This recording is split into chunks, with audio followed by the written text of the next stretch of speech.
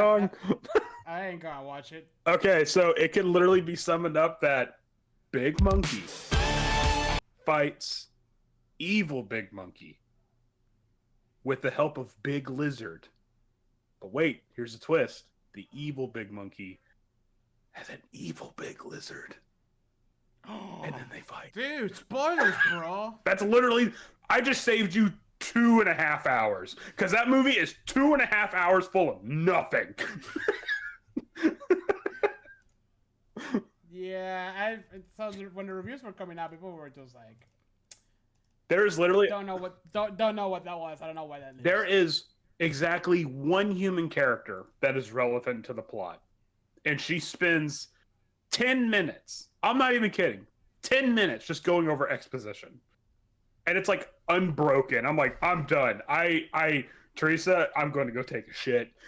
If you need. I just feel like they should just like lean into the whole rampage thing at this point. You know what I mean? Just silly. Like, just if you're gonna make it dumb, make it dumb. Yeah. You know. Yeah, don't try to be smart and then become dumb by trying. Oh man.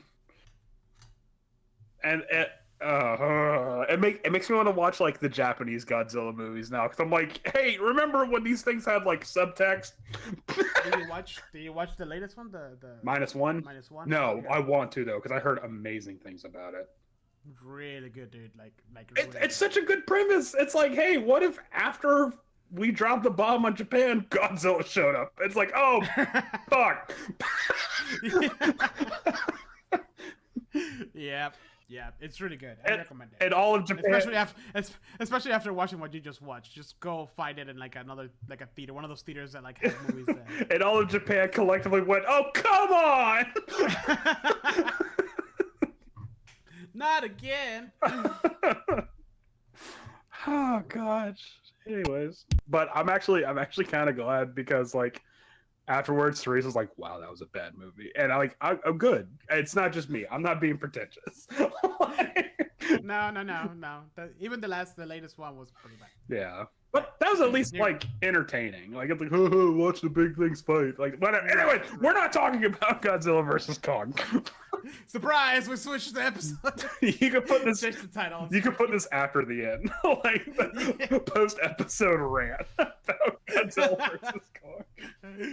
Oh shit! We haven't done a video about Dune either.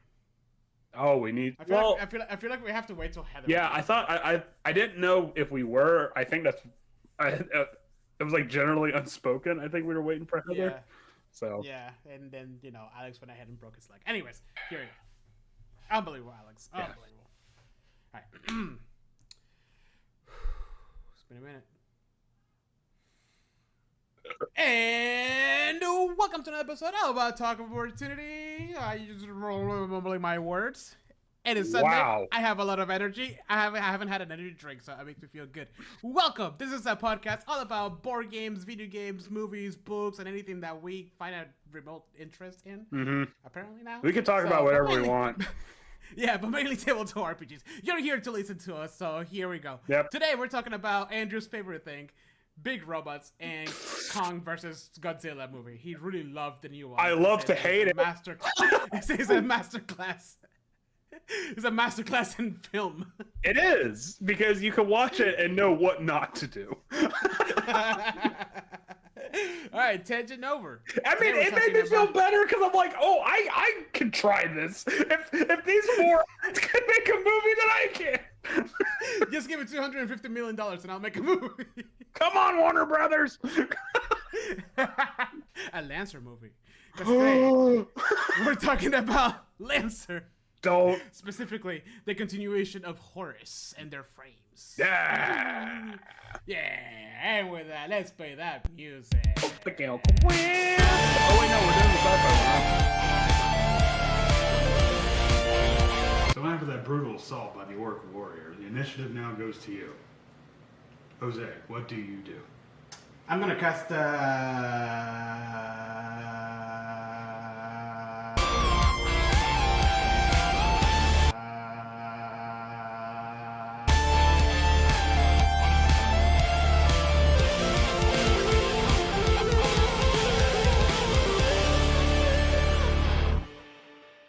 we're back. All right, there you go. The stream is working, and I feel like I had to compensate with a little bit more energy today because like last episode was a little low energy. So I feel good. What, you talking about the Big Bird episode? Yeah. Yeah, but I mean, we were talking about a big bird. Like, there's nothing wrong with that. But I was like tired from the beginning, so I'm trying not to be tired. Jose, we're adults. We're always gonna be tired. No, not tiredness. Energy, give me. And guess what? If you sleep more, you get even more tired. How does that work? How does that make sense? Because existence is cruelty. Dude. I wake up pretty early to go to the gym, right? I wake up at 4:45 is my key, so I can be at the gym by 5, right? If I wake up at 4:30 and I'm like, oh, I still have 15 minutes, and wake up at 15 minutes, bro, dead. Yep. Fucking zombie. Yep. I get up straight away at 4:30. No problem. I'm done. I'm good. I told Teresa the one thing I want to do for my birthday is sleep in, please. But well, I was supposed to sleep in today.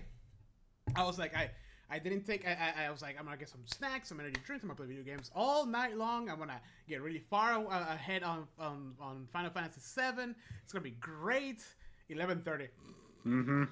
Yeah. And that's me making it pretty late. Yeah. I mean, we stayed up till midnight last night. We're like, whoo, man, we're. It's a sad life once you get to your 30s. Look at us, bunch of night owls staying up till midnight. Meanwhile, like 7 years ago, like 4 o'clock, fuck it, I can go to work next day. So, like I think like 3 or 4 weeks ago, I stayed up till like 3:30, like pretty late on a Saturday. Bro, I felt great. I slept till like 4 p.m. I was out for the count. Before, I was gonna sleep super late, like 4 a.m. My favorite was when you stay up and then you hear the birds. I'm like, oh, time to go to sleep. Yep. And then like wake up at 11 and you're like, they're fine, like no problem. But now it's like there's no way. Anyways. Yeah. Now I think that's enough about my sleeping schedule. Yeah. Just to kind of end it. Now, if I wake up after the sun comes up, I'm annoyed. Because I'm like, I wasted the day. I just might as well just go back to sleep. You became your father. I did. It's so scary. It's sad because me too. Anyway. Oh shit. All right. So Andrew, let's. Speaking about no, I don't. Speaking about weirdly regressing.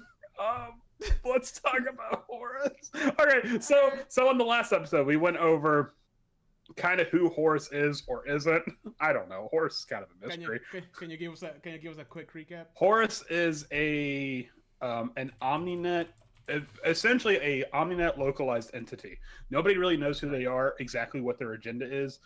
It kind of depends on what your view is on the political spectrum, because some people might see them as like freedom fighters and anarchists, and obviously on the other end, some people can see them as potentially terrorist cells and whatnot. What exactly they are, no one really knows. It's just wherever the isn't this the one that like the frame just kind of like shows up? Yeah, the pattern code or pattern group, that because they don't even have frames, they're called PGs, because the pattern group just shows up on the Omninet and then someone throws them in a printer and these things come out. But exactly who Horus is or what their main agenda is, not entirely known.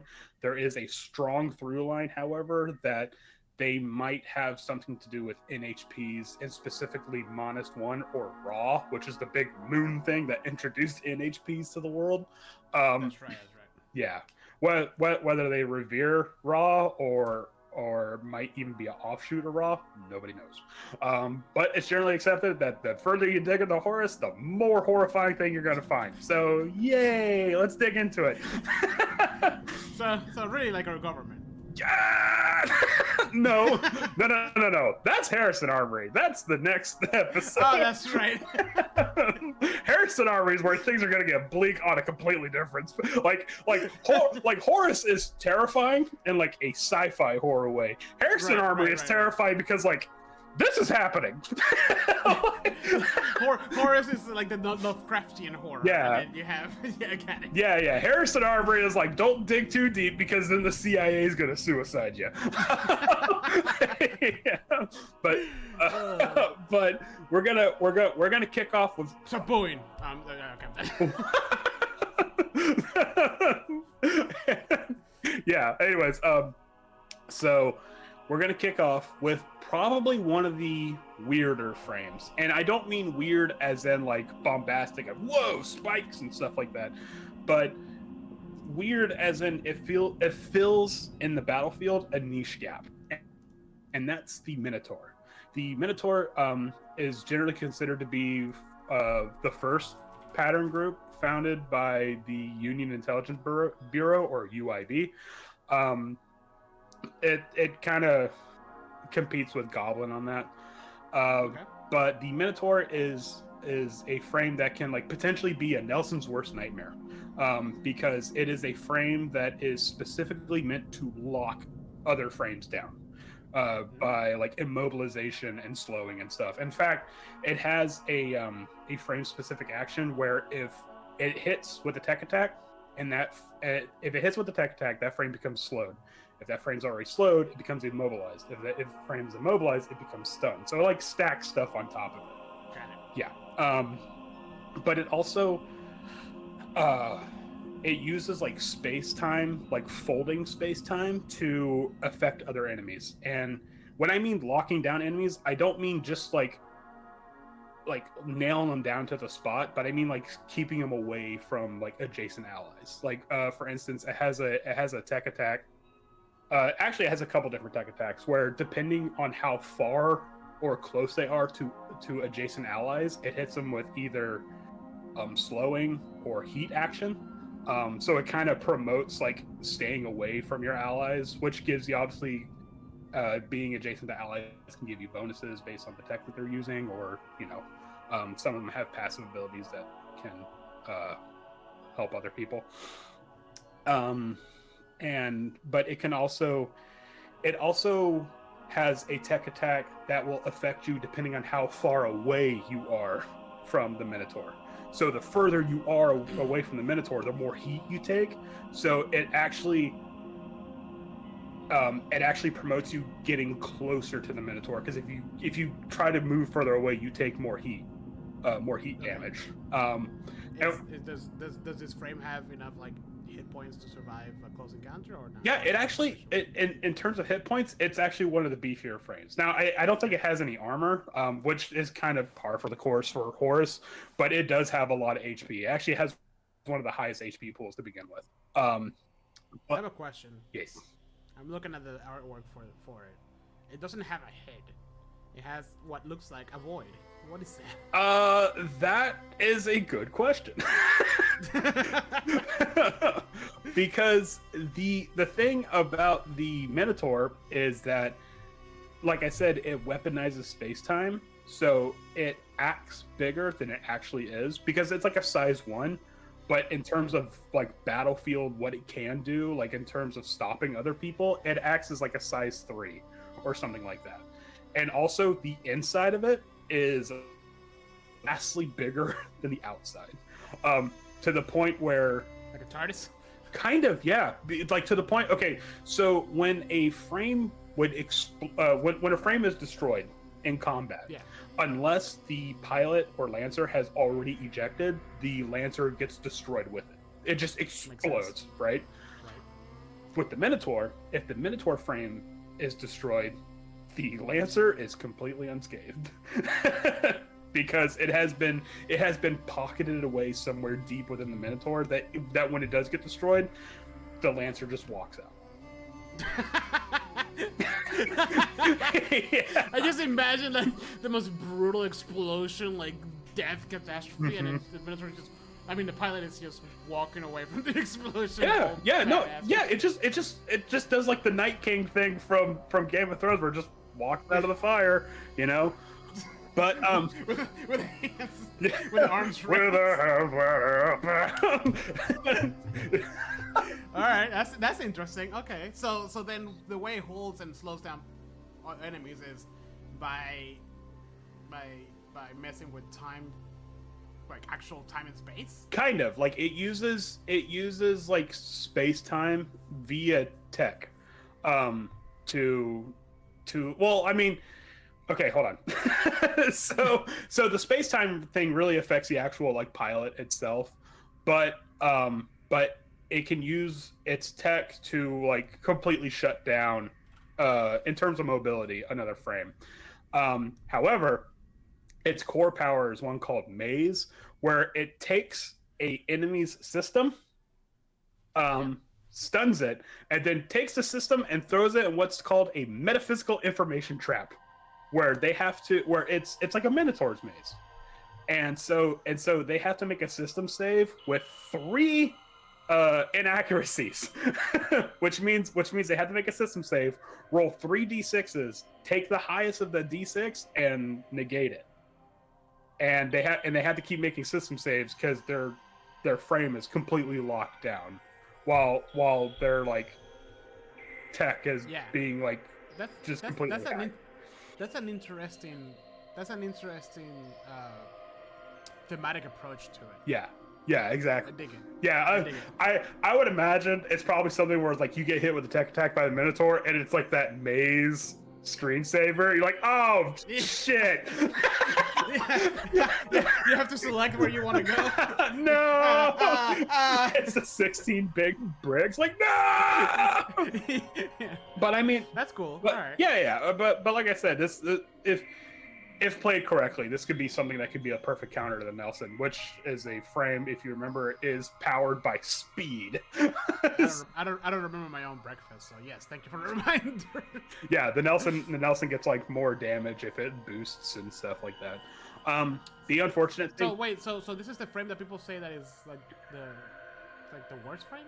Yeah. Well, the thing about it is like I didn't want to get too lost in the weeds on it. But a lot of the attacks is a lot of the tech attacks, because it only has 1 weapon mount, but it doesn't get any licensed weapons. A lot of the tech, a lot of the tech attacks are very situational. Like for instance, there's one where like you make a tech attack against an enemy, and then you can make them use their reaction to do anything except for make a weapon attack, right? It's just kind of weird. Yeah, exactly. So you're essentially just making them just burn a reaction, because it's very situational, and it has such a niche like filling in the group chemistry. It's generally considered to be like one of the weaker frames. A lot of people say it's a bad frame. I'm of the assumption there's no such thing as a bad frame. It just takes a lot of work. But like, this is just one of them that like right out the gate does not appeal to me personally. But then again, I'm also a big dumb idiot. I just like to hit things. But why do I feel like somebody like Robert will like really optimize this frame? That's what I'm saying. Like, this is definitely for somebody that is going to like not. It doesn't have any immediate glory to it. Like, you're definitely going to need work, but when that moment hits, when the planets align, I can imagine this thing's going to dominate. But like I said, it is niche. Like, if you ever played Final Fantasy Tactics, there's a class called the Time Mage or the Chronomancer. This is kind of that, where it's like it's never going to be like in the spotlight, but when its moment does arrive, you're glad you have it. Yeah. So that makes sense. All right. So that's kind of it for the Minotaur. I mean, it looks cool though. I mean, at least the artwork that they have, fucking beefy ass with the horns. That's cool. Yeah, no, it does look cool. But like I said, a lot of people generally agree that this is probably the worst frame in the game. So I have a question for you. Is the inside like super comfortable and nice? I imagine it would be. I mean, even on the out, because if it's way bigger than the inside, I'll have like full on apartment, like, you know. Pilot quarters and everything. Well, I mean, in terms of mechanics, probably not, because like mechanically, a frame seats 1 person. So like all you told me is that it's bigger on the inside than the outside. So. I know. I know. In my head. Yeah. So, but in terms of mechanics, it's one person, unless you get a GMS thing that where you can have like a co-pilot. But Yeah. all So right, this guy essentially just hold people in place, slow down the enemy. Yep. So people can lock them down. I did have one question though. Like, so usually when there's characters like this or classes like this in games in general, it can go two ways. They can go either like they can do that to like one enemy at a time, or they can do it to multiple. So what's the case here? So let's see. In this case, it can do it kind of to both. Okay. So for instance, one of the tech attacks is called Logic Bomb, and it says all characters of your 2 must succeed on system saves or be slowed until they end one of their turns not adjacent to a character. So it can like kind of spread the wealth. But it can also localize it to one person. And actually it does have not a weapon, but like a grenade where it can either target one person and make them do a system save to where they can't make any voluntary movements except towards the Minotaur, or you can place it as a mine that when it bursts, everyone within that radius gets immobilized on a failed system save. Alright, so it is flexible when it comes to that. Yeah. It's not, like I said, it's not bad per se. It's just very niche, like just like I would just be of the mind that if I'm using a Minotaur, I probably won't be using the entire array of what I have, So right. this is definitely where the modularity of the game comes in, where it'd be like, okay, I can put some more stuff here, so that way I can have increased availability on the battlefield. All right. So moving on, we got the Pegasus, which is definitely one of those things where like when you look at the name and then you look at the frame, you're like, okay, what the fuck? It's a futuristic one. Yeah, well, the fact that it's hands, no hoofs, no paws. Yeah, it has hands. It walks on hands. All fours. Oh, I hate it. I love it, but I hate it. So this thing is kind of more or less Horus's answer to the Raleigh, because it has mounts upon mounts upon mounts. Like it's guns. Right. But another thing about it is that, before we even get to the actual thing itself, this might or might not have been called the Beholder before it became the Pegasus. And I'm not talking about like mechanically or like in the lore. No, I'm talking about in real world. Like, there is a story that may or may not be apocryphal where the creators of Lancer were originally going to call this the Beholder. But then when they found out that the name Beholder is copyrighted by Wizards of the Coast, they changed it to the Pegasus. Like I said, might or not be apocryphal because I heard different things about it. Am I gonna take a wild guess? Does it have a bunch of like different weapons that do different things? Kind of. We'll get into it. All right. I personally, however, like the idea that's called the Pegasus. One, because it kind of gives it that biblically accurate angels vibe. Yeah. Where you expect something majestic and you get this horrifying construct. Yeah, I want to add, also, for some reason, the visual of a beholder, but instead of eyeballs in each tentacle is hands. Oh, I hate it. Hands holding eyeballs. Oh, I hate it. I hate it so much. So this thing is weaponized paracausal technology, where it's just it can just do things. And by that I mean it has a frame specific weapon that you can only get when you're using the frame, called the Ushapti Omnigun. I hope I pronounced that first word correctly. And it has a certain amount of range, but it can deal damage as a free action at the end of every turn. You can't attack with it. You can't use it as a normal attack, but you can deal damage with it as a free turn. If it is within range, so if you're within range 15 of the weapon, It doesn't matter if you're behind walls. It doesn't matter if you're in a lead box. It doesn't matter if you are in space. You will get damaged by it. There is nothing that can reduce the damage or make you miss with the Ushapti. It actually says this doesn't count as an attack.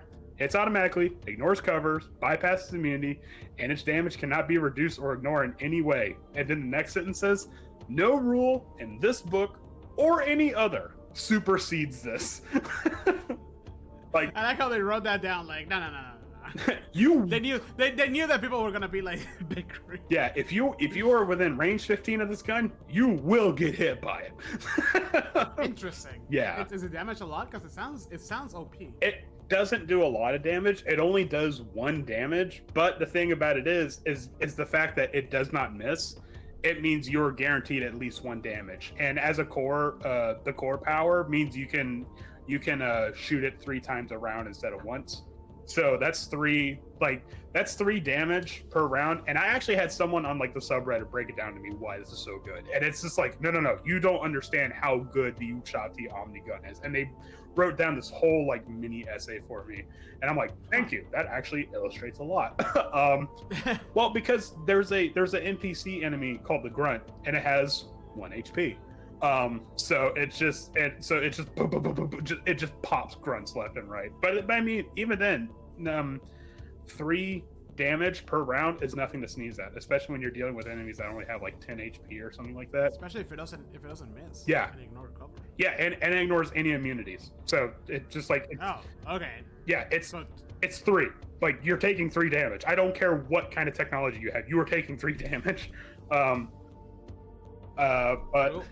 yeah, the second crazy thing it has is called a mimic gun. Now, this gun does not exist. It should not exist. No, not a minigun, a mimic gun. No, I know, mimic. Oh, okay. It says that this horrifying weapon has no basic forms. So what you do is that when combat begins and you're trying to figure out who goes in what turn order, the person piloting the Pegasus rolls 3d20. And the reason why that is because that is going to be the the properties that the mimic gun takes. Now, okay. you write down these 3 results, right? And you'll be like ABC or XYZ or whatever. So your first number that you rolled, the first time you fire the mimic gun, it's going to have that much range, and whatever that number is divided by half is how much damage it does. And then it goes to the second number, and it's that much range divided by half is that much damage it does. And so you cycle through these 3 numbers throughout the entire combat. But if you want to, as a full action, you can do what's called provoking and re-roll the 3d20. I wonder if there's any art for the mimic gun. I think it's the thing on the back. But it's that black hole. I think so. But what's funny is that the flavor text for the mimic gun simply says, "This is not a gun." That's it. And what's even cooler is that if you look at the mimic gun stats, it says heavy ? And then range ? Damage ? Okay, that's cool. Yeah, but another neat thing is that if to kind of get around that is that if you were to roll damage, like let's say you can roll, like if you roll like a 1d6 or a 1 or a 2d6, you can use a trait of the frame called, by the way, I know everything, and just take the average of the number. So if you ever roll 2d6, be like, no, I'm just gonna take the 7. That's you know. I love that. That's what it's called. Yeah, but it also has another trait. It has another trait, quote unquote. Right. That says extrude gun, and then underneath it just says in caps, gun. That's all it says. That's awesome. I wanna play with this one. I know, I like it too. Okay, so hold on. Before we get any further, there's three more things about the Pegasus that's really neat. One, it can essentially do a hunter's mark. Okay. Yeah. So if you choose a character within range and you deal 3 bonus damage to that character. It has another feature called the Eye of Horus where it can download enemy information. And so if there's any enemies around it, it doesn't matter if it's hidden or invisible, it can download their HP, their evasion score, their E defense, and how much heat they currently have. So they'll know everything. They'll have a stat breakdown of like, I need to know everything about this character right now. So that, okay, that's pretty cool. yeah, so it's like no, give me your stat block. I'm reading from this now. Yeah. I'm metagaming. Interesting. And then using an NHP that it gets called the Sisyphus, it can do a move that's called probabilistic cannibalism, which is essentially divination wizardry, where you roll 2d20s, right, and you're like, no, we're gonna use that. You're using this roll, or I'm using this roll that I have rolled previously. I like how we went from like a very like, oh, this is a, it just holds just holds you down. That's all it's gonna do. To like the most busted fucking like. If everything's broken, nothing is broken, Jose. Yeah, no shit. It's just, I love the Pegasus because it's like, no, fuck you, I'm running this game now. Yeah. You're the GM? Oh, no, look at me. I'm the GM. Oh, he's behind cover? No, he's not. That's cute. The enemy rolls. No, he doesn't. No, he fucking doesn't. Dude, that's pretty awesome, honestly. But what I love about the Pegasus is how aggressive it is about it. Yeah. How big is this? What's the size of it? It is. I think it's a size 1. So it's. Oh, okay. Yeah. So it's kind of small. But it's just the fact that it's like where is he? Doesn't matter. He takes 3 damage.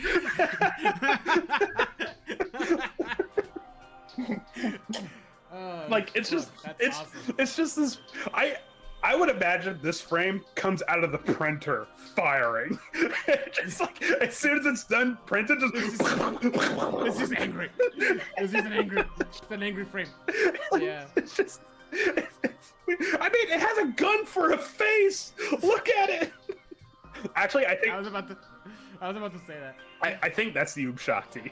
Is the face gun? Like you thought the Raleigh was about guns? This thing is a gun. It's a walking gun. What if it starts holding other guns with his hands? Oh my god! What if we had a Raleigh Pegasus? Unstoppable. I have all the guns. It has like 8 arms and shit. Oh man. Okay, so that's the Pegasus. Also, like, sorry, before we move on, like, because I'm really looking at the art, and it's the way it's drawn. I know it's mech, but it looks like its back is open and its spine is like out. It looks disgustingly organic, and I just now realized there's also a gun coming out of its shoulder. It just has barrels coming out of weird angles and stuff. But they all hit. Like this is proof that somebody in Horus is a gun nut. Yeah. And they're like, what if we put even more guns on a mech? And someone's like, "You bastard, do it." He's out of line, but it's not wrong. Somebody give this man a promotion.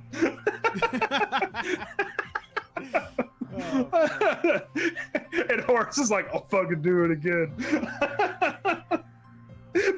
That's what. Okay, because so Horus is all about memes and stuff. I can definitely see that being like part like what's it? What's that like? that kind of art form that's made out of text. It's like AC. Oh yeah. I think it's S. Yeah. Yeah. ASCII. Yeah. The pattern group is like that, but in the form of "oh fucking do it again." Oh god. Awesome. Okay, so now we're on to probably one of the coolest frames in the game, for different reasons now. And we talked about some pretty cool frames before, but I like the Kobold for a very specific reason. Kobold. Yeah, it's in the long rim. Oh. Yeah, so the Kobold it's a small frame. It's only size 1/2, but it is made from weaponizing mining equipment, and how it came about is that during the Sandjack Rebellion of the Karakin trade baronies, which is a whole thing. I do not have time to discuss it, but it's a whole thing. It's essentially a workers' rebellion that the miners undertook on the moon of Sandjack. It's not even a pattern group. This isn't a mech. What it was that it was a virus that mysteriously showed up around the time of the Ungratefuls rebellion on the moon of Sandjack. That when put into mining equipment, weaponizes all of its equipment and like codes and stuff like that. And it conveniently happened around the start of this rebellion, and conveniently was encrypted enough so that it couldn't be picked up by like authority figures and stuff like that.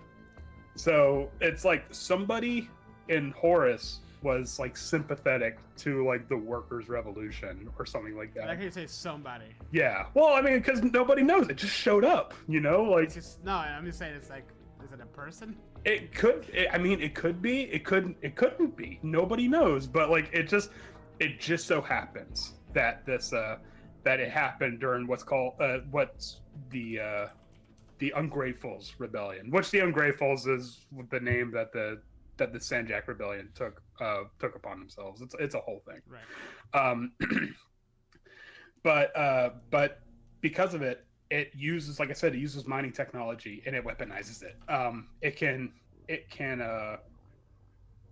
It uses its sorry, I lost my train of thought here. It can like use stealth camouflage to become invisible. It can like use its terraforming technology to like shoot slag out to create cover, and it can even like take the slag and make it explosive. Like it can make a bomb or like a cannon out of the slag that it would normally be mining from the ground. And it has a fusion rifle, which is a mining laser that obviously used for mining stuff, but has been converted into a weapon. And it also has like clamps that were normally used for forges. It can use that to like grab onto mechs and like immobilize them or pin them down or knock them prone. Interesting. Yeah, I mean it's all this stuff that like mining, like futuristic mining technology. Yeah. In ways that can be used against them. But not only that, it can make tech attacks to where it will, if it hacks into another robot, it will make them quote unquote eject their own slag. And what that means is that it opens up their reactors and just bursts the area with like heat and fire and stuff like that, as it's like using mining programs against them. Okay.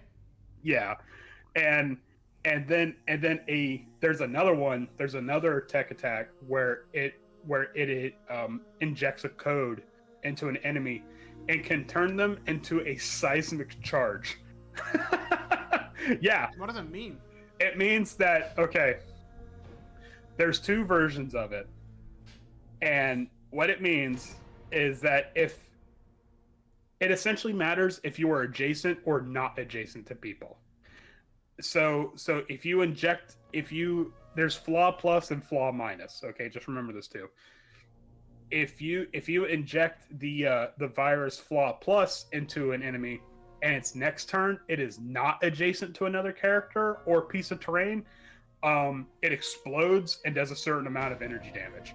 Flaw minus is that if it ends its turn next to an enemy or a piece of terrain, it explodes and does a certain amount of energy damage. I can imagine the pilot like, which one do I have? Which one do I have? I can't remember. Yeah. Well, it just, I mean, it's so interesting how it uses like mining technology. Yeah. Oh, and like, but like another thing is that the laser, the further away you are from the laser, the more damage it does, because it like builds up power along the way. So like, interesting. Yeah, so it has like range 1 through 6, or no, it has range 6, but its damage is 1 through 6. So if you're only 1 space away, it does 1 damage. If you're 6 spaces away, it does 6 damage.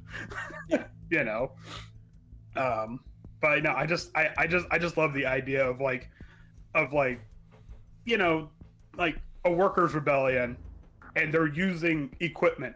You know, it would be like, let's hack a shovel, turn into a shotgun.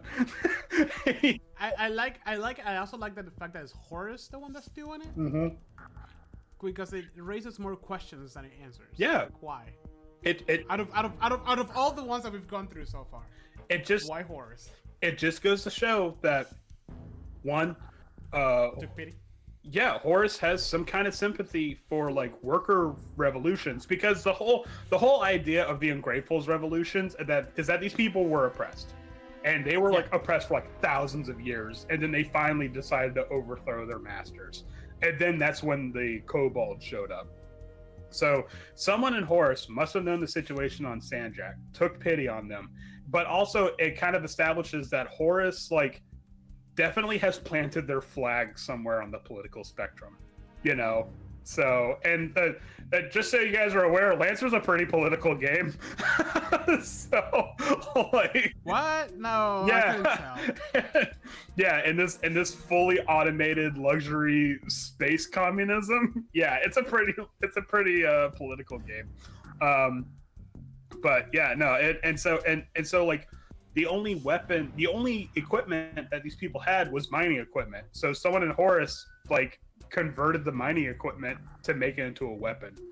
And so thanks to the Kobold, the rebellion was able, or the revolution was able to like happen, and it was successful because of the Kobold. So, well, you know, I think whatchamacallit, Horus works in mysterious ways, if you ask me. Definitely. It's so bizarre. It's so bizarre to me that they just, okay, cool. I wonder if it's because, remind me again, Horus is that, what's the name of the AI thing that is like enslaved? The NHPs? Yes. Yeah. Isn't Horus like part of like that whole? No, sorry. Horus comes from Ra, so I'm confused. No. Okay, so no one really knows where Horus came from, but that's why I'm confused. Yeah, exactly. But the NHPs came from, or not came from Ra, but Ra introduced the idea of NHPs to humanity. But there's I'm just trying to find a connection between like the amount of like oppression that they had, that the people had, and that's why Horus tried to like help them out. Like, it's just, I want answers. Okay, so to give a very brief summary, Sanjak is like a paradise moon. Like it's considered like a luxury resort in the Karakin trade baronies. Before that, there were just people living there, and they were mining the planet because it was resource rich. And then the Karakin trade baronies saw that, hey, there's a lot of resources here. We can make something out of it. So they made the surface they actually terraformed the surface to make it a luxury resort for the aristocrats. And they forced the people that were living there originally, literally forced them underground for like 5,000 years. These people were forced to live underground. And so like after like 5,000 years of them like trying to like politically and lawfully try to become equal to the people on the surface, they just got fed up with it, and it got to a point where like the aristocrats opened fire on the underground people, and that's what sparked the whole revolution. Like it was literally just oppressed people that were oppressed for thousands of years, and like all they wanted was like equality or something like that. So it started this whole revolution, and then they got a frame. Yeah, and then so the thing about it is that Horus is also like, you kind of get the idea that Horus is very sympathetic towards NHPs, and that there might or might not be an offshoot of Horus that wants like equal rights for NHPs, because they're technically like they're non-human persons. Like they have thoughts, right. They have emotions, you know, and before they were put into caskets, they were in subaltern androids, so they were living lives, you know. So it's like maybe that sympathy towards the now oppressed NHPs like was transferred, or maybe it's like the same kind of sympathy that they had towards the oppressed Sandjack people, you know. The Sandjack rebellion is a fascinating thing, and it's like I actually want to make an adventure based on it because it's so cool. But yeah, so I think Horus is somebody in Horus is definitely against oppression, and it definitely, like, I would imagine they're probably very like leftist, you know. Yeah. So so they're probably wanting to revolt against like oppressive systems and stuff like that. Cool. So, all right. Yeah. Sweet. Yeah. Like I said, Horus is definitely planted their flag somewhere in the political spectrum. Just where exactly it is kind of hazy. Yeah. And it's funny because out of all of the manufacturers, I think Horus is the only one that's left leaning. The rest are definitely right leaning. Yeah. So the next manufacturer is like as far right as you could possibly get. Horus, I don't like it anymore. They're woke. Yeah, I mean, oh man, no. Okay, so that's kind of it for the Kobold. I could talk more at length about it, but I don't want to run the episode over any longer than it has to be. So let's get into what is my other favorite frame for a completely different reason. Okay. Because we're getting apolitical here, because this thing doesn't care about politics. This thing came from a time and space where politics doesn't matter. That's cute that you should care about that kind of crap. We're talking about the Lich. Now, I love the artwork for this thing because it's like, whoa. Why does it have a tattered robe? Because it looks cool. Why is there a wind blowing on it? What is that hole in its face? I hate this thing. Now, the Lich is essentially... Oh god, yeah, it's a hole in his face. It's like a Dementor. Yeah, the Lich is essentially the creators of the game being like, hey, y'all wanted like cosmic horror, right? So no, we don't. So that's death in space. No. This is death in space. This is wrong RPG. This is death in space. This is undeath in space. The Horus is a frame that may or may not have traveled tens of thousands of years in the past to become part of Lancer. Because if you look at some of the flavor text for like its weapons and tech and whatnot, it says like, oh, this was an audio log from blah blah blah. The latest one is from 18,000 years into the future of what Lancer currently is, which is 15,000 years of our current future right now. Yeah, try. It's, you know. Wait, so this thing traveled through time? Maybe, because when it showed up, it had audio from moments in the future, and like its data has like timestamps from the year like 15,000 U, which, keep in mind, Lancer currently takes place in 5016. So this thing had timestamps from somewhere as far away as 13 to 10 to 13,000 years in the future. I don't like it. And why is it back? You know, and yeah, but the thing about it is that it also has timestamps from before Lancer as well, and so it's generally there's a popular theory that there's actually only one Lich frame in the entire Lancer universe, but it just travels through time so that multiple people can use it. Yeah. And I'm of the personal theory, now this is just my own personal headcanon, so take from it what you will, that if you were piloting the Lich, you're not piloting it, it's piloting you.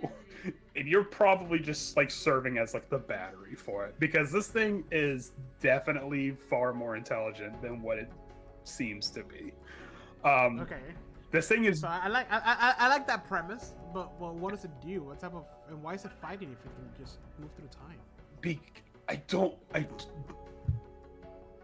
Why does the Lich show up? When does the Lich show up?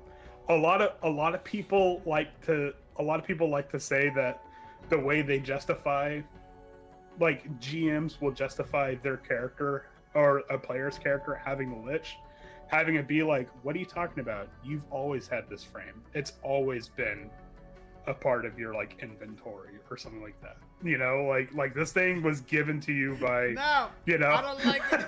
Yeah, exactly. That's cool. All right. Like. So what does it do? How does it fight? So it uses time as a weapon. like pockets of time, like rust away the Lancers, like that kind of thing? So owing to the fact that it's called a Lich, it actually can create a phylactery, and if you can put down a phylactery in the middle of battle, and if the Lich has been destroyed at some point during the fight, it just shows up in the phylactery, just pops right back. The Lich, the pilot, are unscathed. Yeah. and if it takes damage in the middle of a fight, it can use its reaction to reverse time, travel back to the phylactery. It's called a soul vessel in this game. To travel back to the phylactery and negate any damage that it did. That's cool. Yeah. But it can also, as a core power, it can essentially do time stop. over a certain amount of oh, actually no, I might be wrong on that. Hold on.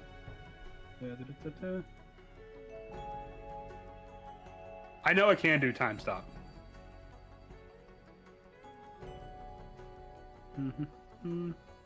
But I don't know if it's from its core power. Okay, I could be wrong on that.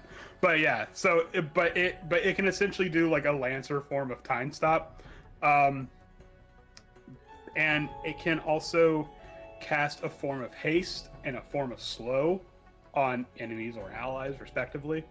But probably one of the great things that it can do is that it can rip an enemy into two screaming fields of paradox energy as you split their chronological timeline. That escalated so quickly. Yes. You're just like, it can do stuff, and it can do haste, and and it can negate damage by traveling back in time, or it can rip your. Yeah, no, seriously, it has an NHP. It has an NHP that like it targets an enemy, and it will actively mess with their timeline, like their chronological timeline. And when that happens, the enemy splits into what is it? It says replacing him with 2 fields of mutating paradox enemies or paradox energies, and like as that's happening, let's see. Hold on. Their control. Yeah. So essentially, what that does is that just kind of removes them from the battle for a while, as you're just like messing with their timelines. Like you're. Does it take damage?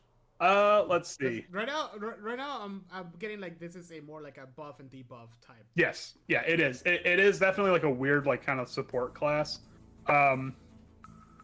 Let's see.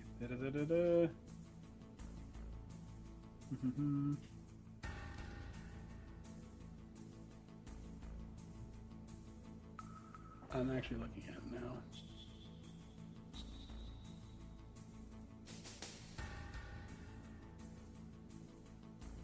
I'll have to read into it, but I do know that when like you created them into these 2 like paradoxical energies, they have like a certain amount of stats. They like their evasion takes like a huge hit, their speed takes a huge hit.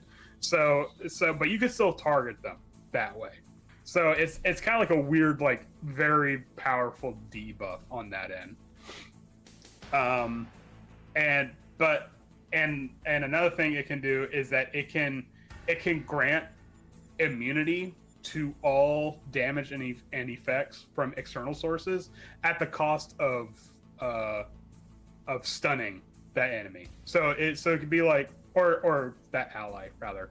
So it could be like, I'm gonna stun you, but you're gonna be invincible while you're stunned. You know?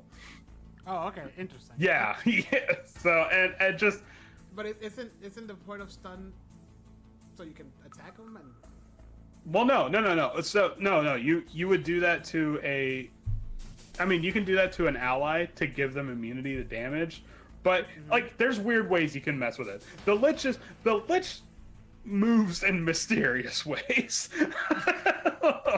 Like it's definitely not something that like you're supposed to easily understand. Like everything is kind of like a give and take with the Lich, because it'll do one thing that's beneficial, but in the same motion it will do something that is detrimental as well. Okay, interesting. Yeah, it's definitely one of the weirder, no, probably the weirdest frame. Without a doubt, this is one of the weirdest frames in the game. I think this one takes the cake, just for the implications of where it came from. Right, right, and how it might be just one frame. Yeah, and what if like what if like when you get in the frame, when you're in, how big is the frame first of all? It's a size 1, so it's okay. like think like Titanfall size. Yeah, but what if you? I just imagine like, you know, it's just your frame, your everyday frame. You use it all the time. You go shopping with it. It's your frame, and then you get inside one day and it has like a dash. Ooh. And then you get in again the next day and it has like another dash. And it's starting to make like one letter or something like that. Like, you know what I mean? Like, I don't know. I just feel like there's a lot of like storytelling potential when it comes to like time travel frame. Like that's it would be really ominous if this thing like it doesn't get printed. It was just it was just at the hangar. It was the just, whole yeah. you know, and like you open up the cockpit and there's like dried blood or some shit like that. You're just like, I don't remember that. Yeah. Or some crap like that, or you know, I would imagine that if someone takes the Lich frame, like they're gonna have a whole story arc where like the rest of the group's like, hey, can we get this guy out of this frame? Because he's getting into some weird shit. That's cool. I will watch the movie Primer to see like what kind of shit. Oh, yeah, you gotta take notes on Primer. Yeah, no, and the thing about it is that the Lich doesn't seem as broken as you know, because I know it can like negate damage and stuff like that, but that's a reaction, so just hit it again. You know, so yeah, I mean, it looks like a really fucking cool frame though. It's very buff and debuff. I'm not really that kind of fun. No. I mean, and it would definitely, like I said, someone like Robert will probably dominate with this thing. But I just like that's definitely more of the frame where like I like the implications behind Yeah, it. definitely. The lore behind it, and just the way that like the flavor text and stuff that you said, it has like timestamps and stuff like that. Mm-hmm. That's interesting. And it's like the flavor texts are kind of disturbing. There's one flavor text that all it says is where does it go? Where does it go? Where does it go? Where does it? And it just repeats it over and over again. Yeah, and then there's like another flavor text where it talks about it's a first-hand account of someone reliving the fact that they got shot and they feel the bullet go through them, but then something happens and the bullet goes through their brother instead. But What? yeah, okay, so hold on. I felt the bullet tear through me. I felt the pressure, and it was my brother, his fist, my chest, and I was laying on my back and the sky was blue. And my mother hollered at him, and the bullet had never hit me. And the legionnaire who shot me had not yet pulled the trigger, and so I killed him. What? Yeah, like this is all the weird. And this one was timestamped from before Lancer takes place. Like this one was timestamped 5006 U, so 10 years before the quote unquote start of Lancer. So it's just right. It's like what are we referring to here? Like interesting. Yeah, but like all the ones from the future are the ones that are like messed up and garbled and stuff like that. So yeah, so it's like, what the fuck happened in the year 10,000 that either sent this thing back or made this thing have to go back? Like what are you trying to prevent? Yeah. Or start? Yeah, that's interesting. All right, sweet. Yeah. I mean, the art itself is horrifying, so. Mm-hmm. I dig it. All right, so the last one is from the Karakin Trade Baronies, and this one's an alt frame. Remember, with Smith Shimano, we had an alt frame where it still uses all the licensed weapons and properties, or no, all the licensed weapons and tech, but the properties are different. So whereas the last one was an alt frame for the White Witch, this one is an alt frame for, thank God, the Minotaur. And this one's called the Calendula. This one is generally considered to be the cooler Minotaur. I mean, it does look pretty cool. But what's really cool is that it has its own.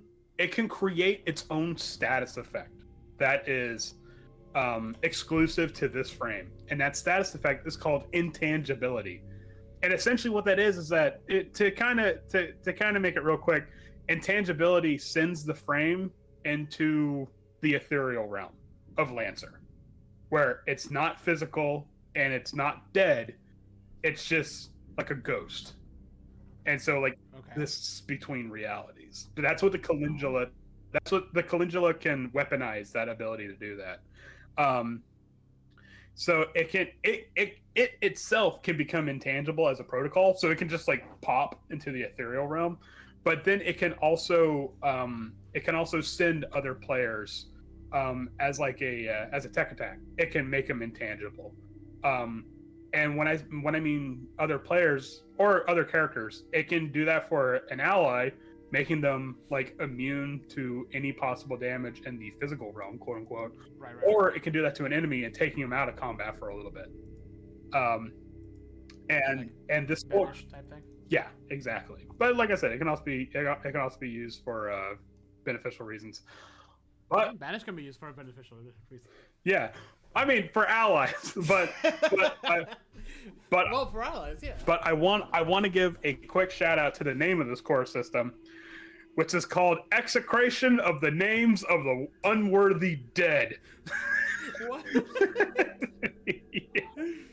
Yeah. Okay. And the weird thing is that as its core power, it has to banish or make intangible an ally and an enemy. It can't do one or the other. It has to do both. If it can't do both, the core power just doesn't pop, essentially. Interesting. Okay. Yeah.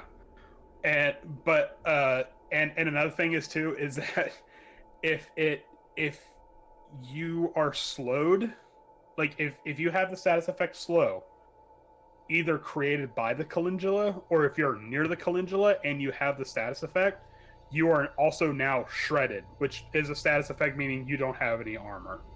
So it just kind of like messes with the tangibility of other frames. Horus makes my brain hurt. Yeah. If it makes you feel better, once we get back into Harrison Armory, like Harrison Armory is a bit more heady, but it also goes back to the I like to hit things really hard. Yeah. That's how I play. Yeah, no. Give me a big gun. I just want to shoot things. I am definitely like an IPSN guy because you know that's great. You can do intangibility and whatnot, but the best status effect is dead. Because like so far everything we talked about except for Horus specifically, it's just been like, oh cool, yeah, I can see. I want to play that. This one I'm just like, I want to play the Pegasus and that's it. Yeah, like I would probably be like if I'm like, is this a short run? I'm playing the Manticore. Yeah, dude. Oh fuck. Yeah, okay. yeah. Cool. I mean, yeah, they're definitely the most brainy so far. Horus is interesting. But the thing about it is that can I match the energy that these frames are putting out? And 9 times out of 10, 9 times out of 10, it's no. But there's somebody out there that loves this stuff. It's like, 100%. It's like playing with Horus is like drinking absinthe. Like there's a whole ritual to it, and sometimes you just want a beer. Yeah, that's a good way to look at it. IPS-Northstar. Just crack open that Pabst, you fucking pig.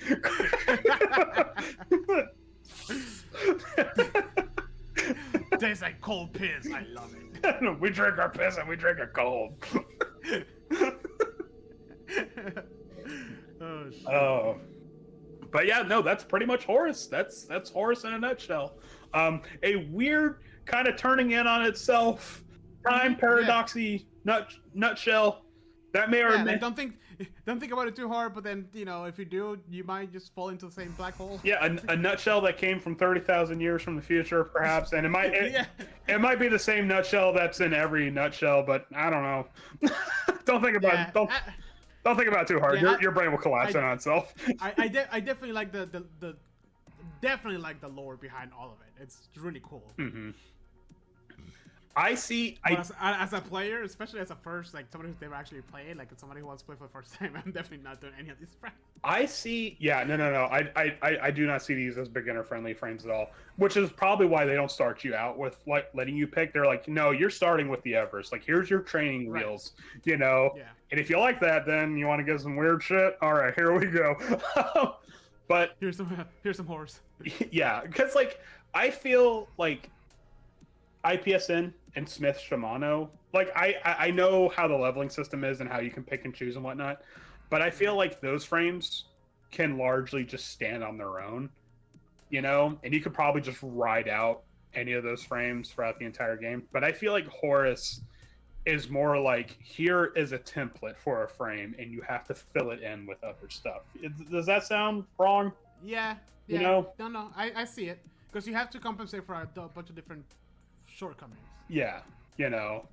And like I really do feel like Horus is where the modularity of the game probably shines the hardest, because like you have to be modular, because if we lean straight into one frame for too long and don't do anything else, like there's massive gaps. That's not to say the other ones don't have their own flaws, but it's like I said, I can probably ride out an IPSN frame throughout the entire game, and like, yeah, I'm going to get hacked to death, but I'm also going to be really tough and I can deal a lot of damage. Whereas like, Horus, there's a lot of things you got to work with. There's a lot of moving parts with Horus, Yep. So, yeah, very heady. It gave me the brain aches. Yeah. And Well, I say that, but like not really. Like it's I'm sure once you have to start playing, like it'll just all fall into place. It's not as straightforward to tell as the other frames that we've gone through so far. It's also important to note that you're not going to get everything all at once. You do get a slow feed of the tech, so it's not so like if you were to make the mistake of being like, oh, we're going to start at license level 4, then you are bombarding your players with way too much information. That's why no, we start at 0 and you work your way up. So Yep. Makes sense to me. Yeah. Sweet. All right. Okay. I can't wait to play Lancer after, another year of Ryan. No, we are not going to. No, I don't. You know what? Hey, look, here's the thing. We're not doing another year of this. I will implode right with the first meeting. Yeah. Oh, look, the Lich is here. Crazy. Oh, man, that is so weird. the right with the first man, he unmasks herself and is the Lich. Yeah. I'm going to take you 30,000 years into the future. Hey, it works. There you go. Now that's how you link it. See, that's your time. Now you're all pilots. Here's a gun. You're all pilots and you're all humans because, I don't know. Yeah, and we're a completely different system now. Get rid of all these other dice. You only need a D6 and a D20. Damn. All right, cool. Yeah, no, I mean, Horus is pretty cool. I like it. It's just I don't think I'll be playing it anytime soon. Yeah, it's a heady, confusing mess, and it's that by design because that's who is Horus? I don't fucking know. Yeah, I have a question for you. Is there? I think I've asked this before, and correct me if I did. Is there official lore books like how like some like D&D has like a bunch of shit ton of novelizations like that? As far as I'm aware, I don't think so. I can definitely look it up, but I wouldn't be surprised if they don't, because unfortunately the two creators of Lancer have kind of not moved on. Like they haven't like completely dropped Lancer, but like one of them got hired by Wizards of the Coast and the other one's dealing with like a bunch of life stuff right now. So it's like they had to. Yeah, it's a small team. Yeah, it's a very small team. I think it's only like 15 people, but like the two main writers have like moved on to kind of different things. Like life kind of got in the way for some things. So so I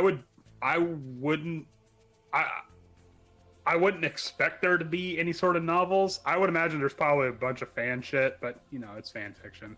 I don't know. It'd be worth looking into.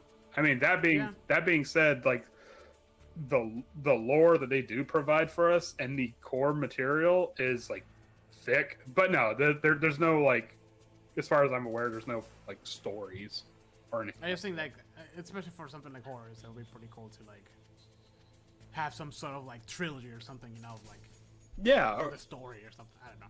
I mean, but I think part of the appeal of Horus is that we probably will never know what exactly like what the core of Horus is or something, or at the very least, like they probably won't make a concrete answer as to what Horus is. Like, no, we want you to like that's the part where they're relinquishing it to the GMs or something.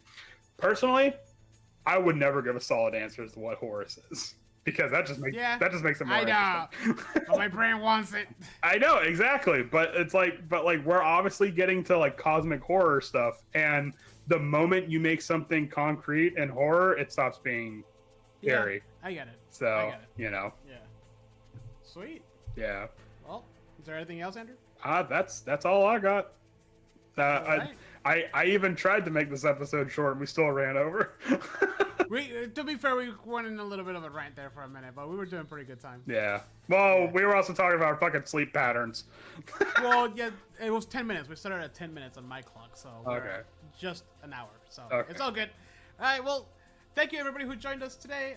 As always, I hope you guys had a good time listening and learning a little bit more about Lancer, the RPG that we will play eventually. Yeah. We will play this game. Maybe someday. Maybe someday. We are a group of adults that it's really hard to make time, but we will do it. That will be a goal for 2024.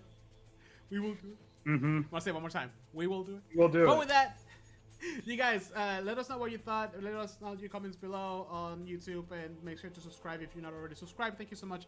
Give us a like. That always helps as well on YouTube. By the way, all of our Lancers episodes have been doing great. So the Lancer community, thank you so much for coming and leaving us your thoughts and telling us when we're wrong. When Andrew's wrong. I mean, don't get me wrong.